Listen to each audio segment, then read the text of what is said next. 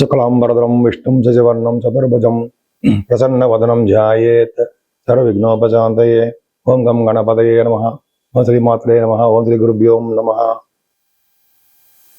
మా ఆది ఆశ్రమం చూస్తున్నటువంటి మీ అందరికీ పేరు పేరున నా హృదయపూర్వక నమస్కారాలు.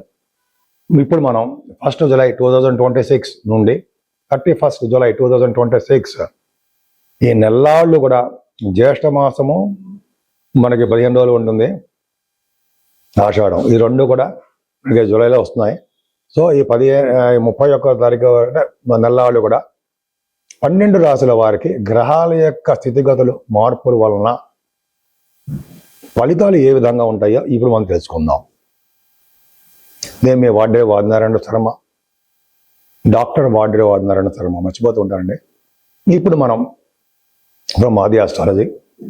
ఇప్పుడు మనం సింహరాశి వారికి శుక్రకేతువులు మీ రాశిలో ఉండడం అంత గొప్ప విశేషమైన అంశం ఏం కాదు. కుజుడు కూడా చూస్తాడు. అంటే కోపము, ఆవేశము, ఒక విధమైన రౌద్రము, భయము, ఇవన్నీ ఉండడానికి అవకాశాలు మాత్రం ఉన్నాయి. 10th house lord and 9th house lord భాగ్య రాజ్యాధిపతులు ఇద్దరు బ్రహ్మాండంగా చూసుకుంటున్నారు.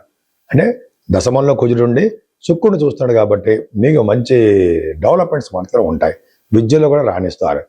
ఫైనాన్షియల్గా ఎందుకంటే చిన్న చిన్న ఇబ్బంది కలుగుతూ ఉంటాయి. సకాలంలో చేతికి అందలేకపోవచ్చు డబ్బులు కూడా. బంధువులు, చుట్టాలు ఉంటారు కదా, వాళ్ళందరి విషయంలో కొద్దిగా మీకు నేమ్ అండ్ ఫేమ్ తగ్గుతుంది. కానీ విద్యలో మాత్రం అధికంగా రాణిస్తారు. మీ తల్లి గారి ఆరోగ్యం బాగుండి తీరుతుంది. అంతేకాకుండా మీరు వాహనాలు కానీ, గృహాలు కానీ, బంగారు ఆభరణాలు కానీ, వస్తువులు కానీ, మంచి మంచి బట్టలు కానీ కొనుక్కొని తీరుతారు, డౌట్ లేదు. సంగీతంలో బాగా రాణిస్తారు. అంతేకాకుండా కొంతమంది సాహిత్య రంగంలో కూడా అద్భుతంగా బాగుంటుందండి. ముఖ్యంగా వేదశాస్త్ర విద్యలో బాగా రాణించడం మీకు జరుగుతుంది. అంతేకాకుండా రైతులకి మంచి బ్రహ్మాండంగా ఉంటుంది. సక్సెస్ఫుల్గానే ఉంటారు రైతులు కూడా. అంటే ధనాదాయం పెరుగుతుంది. కానీ సంతాన విషయంలో చిన్న చిన్న ప్రాబ్లమ్స్ ఫేస్ చేయవలసి వస్తుందండి. మీరు శని దృష్టి ఉంది కాబట్టి ముఖ్యంగా ఆడపిల్లల సంతానంలో వాళ్ళకి ఉద్యోగం రావట్లేదనో సంథింగ్ చిన్న చిన్న ప్రాబ్లమ్స్ ఉంటాయి. వాడి మ్యారేజ్ కావట్లేదనో ప్రాబ్లమ్స్ ఉంటాయి. కానీ భయపడాల్సిన అవసరం లేదు. సప్తమంలో రాహు మంచివాడు కాదు కదా, ఆలస్య వివాహాలు చేయడానికి అవకాశం ఉంటుంది. కానీ ఆడవాళ్ళకి మంచి త్వరలో కొంతమందికి అయితే ఎల్లిగా వివాహం చేస్తాడు. మంచి గృహిణిగా కూడా మీరు పేరు తెచ్చుకుంటారు. అష్టమ స్థానంలో శనికి గురు దృష్టి ఉంది, అది అదృష్టం. అంటే ఏళ్ళ నడిచిన పీరియడ్ అష్టమ శని పీరియడ్ మీకు ఉందండి. అష్టమ శనికి గురు దృష్టి ఉండడం వలన శని వల్ల వచ్చే దోషాలు చాలా మటుకు పరిహారం అయిపోయి తీరుతాయి. భయపడాల్సిన అవసరం ఏమీ లేదు. అనారోగ్య సమస్యలు రావు. సంపూర్ణ ఆరోగ్యంగానే ఉంటారు మీరు. 9th హౌస్ లార్డ్ దశమంలో ఉన్నాడు కుజుడు, బ్రహ్మాండంగా దిగ్భక్తంలో ఉన్నాడు. మంచి పేరు ఉంటుంది. వ్యాపార లక్ష్యాలు కలిగి ఉంటారు. వ్యాపారాభివృద్ధి కలిగి ఉంటుంది. ఉన్నతమైన విద్య మీరు బాగా కోసం విదేశాలు వెళ్ళడానికి అవకాశం ఉంటుంది. కుజుడు కూడా ఈ దశమంలో ఉండడం వలన దిగ్బలుడు, రాజకీయ రంగంలో పలుకుబడి ఉంటుంది మీకు. అలాగే మీరు గవర్నమెంట్ సంబంధించినటువంటి వృత్తుల్లో ఉండడానికి బాగా ప్రమోషన్స్ రావడము అవకాశం ఉందండి. మీరు ఏ చెప్తే జరగడానికి అవకాశాలు ఉన్నాయి. మీ మాటకే విలువ ఉంటుంది. రఘుపతులు లాభంలో ఉన్న బ్రహ్మాండంగా ఉన్నారు. రఘుపతులు లాభంలో ఉన్నారంటే చాలా అదృష్టం అండి. అంటే వ్యాపారాల రీత్యా బాగా డెవలప్ అవుతారు. ఒక విధంగా బుధాదిత్య యోగం అని చెప్తూ ఉంటాం.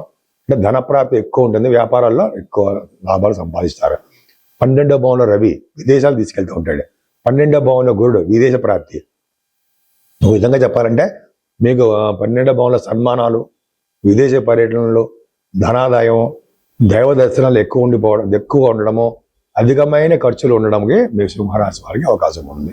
నేను మీ డాక్టర్ వాడ్రే వాదినారాయణ శర్మ. మీకు మీ జాతకాలు తెలుసుకోవాలనుకుంటే ప్రతిసారి చెప్పినట్టుగానే date of birth, time of birth, place of birth కావాలండి. ఖచ్చితంగా మనం రిజల్ట్స్ వచ్చేట్టుగా చేయొచ్చు.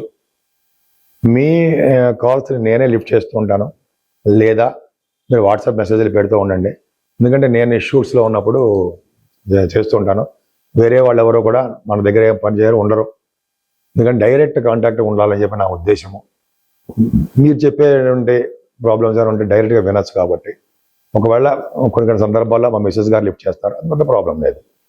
సో అందరూ కూడా మీకు మీరే కాదండి, మీ చుట్టాలు ఎవరన్నా, మీ తెలిసిన వాళ్ళన్నా జాతకాలు కూడా చెప్పించుకోవచ్చు. ఎందుకంటే ఆల్మోస్ట్ నాకు ఒక ఎక్స్పీరియన్స్ పర్సనే. అటు కాస్ట్ అకౌంటెంట్ గాను, ఇటు అస్ట్రాలజర్ గాను ఉన్నాను నేను. నువ్వు రెండింటిలోనూ కూడా 30 years ఆఫ్ ఎక్స్పీరియన్స్ పైన ఉంది. 34 సంవత్సరాలు అకౌంట్స్లోను, 36 సంవత్సరాలు దీంట్లోనూ ఉన్నాను. రెండిట్లో ఎలా ఉన్నామంటే, నేను జాబ్ చేస్తున్నప్పుడే ఈ ఆస్ట్రాలజీ పాస్ అయిపోవడము, ఆస్ట్రాలజీ కొన్ని జాతకాలు చూస్తూ ఉండడం జరిగింది. అది పక్క పెడదామని మళ్ళీ ఒకసారి వీడియో చెప్తాను. మీ జాతకాలు చూపించుకోవాలంటే నేను పూర్తి డీటెయిల్స్ పంపించండి. ఇంకా వాస్తు సంబంధించిన విషయాల్లో కూడా మీకు ఏమైనా ప్రాబ్లమ్స్ ఉన్నా కూడా అడగచ్చు. మీ పేరు రీత్యా ఎటువైపు ఉంటే మీరు మంచి బాగా కలిసి వస్తుంది అనేది కూడా వాస్తులో ఉంటుంది. అది నక్షత్రాల మీద వాటి మీద ఏం ఆధారపడదు, మీ పేరు మీద ఆధారపడి ఉంటుంది. కాబట్టి ఖచ్చితంగా మీ పేరు ప్రకారమే మీరు ఆ ఫేసింగ్ అంటే ఈస్ట్ ఫేసింగ్గా, వెస్ట్ ఫేసింగ్గా ఉంటాం కదా, ఆ వాటిలో ఎక్కడ ఉన్నా కూడా మంచి యోగాలు కలగడానికి అవకాశం ఉంటుంది. అద్భుతంగా ఉండాలి. ఆ ఇంట్లో ఉంటే మంచి ఫలితాలు వచ్చి తీరుతాయి. మీకు ఏ ప్రాబ్లమ్స్ ఉన్నా కూడా మీరు నన్ను కన్సల్ట్ చేయొచ్చు. కన్సల్ట్ చేసినందుకు మాత్రం నేను తప్పకుండా పరిష్కార మార్గాలు కూడా చెప్తాను. సరేనండి. ఇప్పుడు జూలై నెలలో మనం పరిష్కార మార్గాలు ఏమున్నాయి అవన్నీ కూడా చెప్పుకుందాం. 12 రాశుల వారికి ఏ పరిష్కార మార్గాలు చేసుకుంటే బాగుంటుంది, మనకున్నటువంటి బడ్జెట్లోనే, మనకున్నటువంటి దీంట్లోనే ఎలా చేస్తే బాగుంటుంది అని చెప్పుకుందాం. యాక్చువల్గా ఆల్మోస్ట్ 13, 14 తారీఖు వరకు కూడా జ్యేష్ఠ మాసం ఉంటుంది. తర్వాత ఆషాఢ మాసం వచ్చేస్తుందండి. సో ముఖ్యంగా 13వ తారీఖుని మాస శివరాత్రి, అది చాలా పవర్ఫుల్. శివుడిని ప్రదోషకాల వేళలో ఎవరైతే అభిషేకాలు చేయించుకుంటారో లేదా పూజిస్తారో వాళ్ళకి అంతులేని సంపదలు, అన్ని కోరికలు నెరవేరడాలు, ఎటువంటి ప్రాబ్లమ్స్ ఉన్నా, లా రిలేటెడ్ ప్రాబ్లమ్స్ కానీ, పెళ్లి సమస్యలు కానీ, ఉద్యోగ సమస్యలు కానీ ఖచ్చితంగా తీరిపోవడానికి అవకాశాలు చాలా ఉన్నాయి. ఇంకా 14వ తారీఖు మంగళవారం అమావాస్య. ఆ రోజు పితృదేవతలకు ఇష్టమైన రోజు అండి. సో తర్పణాలు అంటే పెద్దవాళ్ళు లేని వారందరూ కూడా తర్పణాలు చేస్తే పితృదేవత సంతోషించి మనకి సంతతిని కలిగేటట్టుగాను, మనకి ధనప్రాప్తి కలిగేటట్టుగాను, ఉన్నతంగా రాణించేట్టుగాను, ఎప్పుడు సుఖ సంతోషాలతో ఉండేట్టుగాను వాళ్ళు దీవిస్తారు.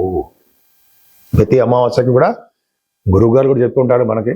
అలాగే మనం కూడా ఏంటంటే కొంతమంది తల్లిదండ్రులు లేని వాళ్ళు ఇటువంటి కార్యక్రమాలు తర్పణాలు చేసుకుని ఉంటే చాలా మంచి భవిష్యత్తు ఉంటుంది. అంతేకాకుండా అమావాస్య పూట కూడా ఆంజనేయ స్వామి వారికి హోమాలు చేస్తూ ఉంటారు. అది హైదరాబాద్లో కూడా చేస్తుంటారండి. లేకపోతే అమ్మవారికి హోమాలు చేస్తుంటారు. ఎక్కడ హోమాలు చేసినా వదలద్దు మీరు. పైగా అమావాస్య పూట చేసే హోమాలు పరమ ఫలితాలు ఎక్కువ ఇస్తాయి, చాలా పవిత్రమైనవి.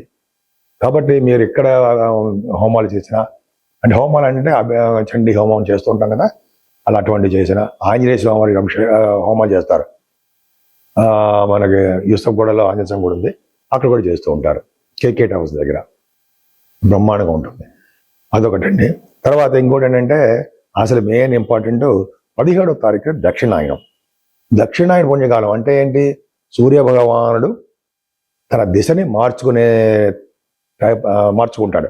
అంటే దిశను మార్చుకోవడం అంటే కర్కాటక రాశిలో రవి ప్రవేశిస్తే దక్షిణాయన పుణ్యకాలం అని, మకర రాశిలో ప్రవేశిస్తే ఉత్తరాయణ పుణ్యకాలం అని అంటాం. అంటే ఉత్తరాయణం అంతా మొత్తం కూడా తిరిగి ఆయన కర్కాటక రాశిలోకి వచ్చేసాడు. సూర్య భగవానుడు 17వ తారీఖున వచ్చేస్తున్నాడు. అంటే అక్కడి నుంచి మనకి దక్షిణాయనం పెరుగుతూ ఉంటుంది.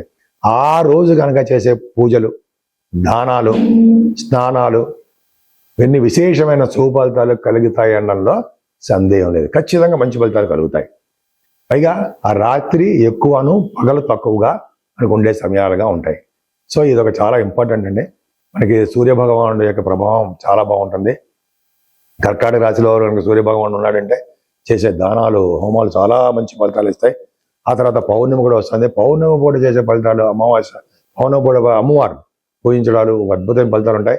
ఏదేమైనా మీకు ఇష్టమైన దేవుడిని, శివుడి అభిషేకాలు, విష్ణుమూర్తి పూజలు, అమ్మవారి దర్శనాలు చేసుకోవడం వలన అన్ని శుభాలు కలగడానికి అవకాశాలు ఉన్నాయి.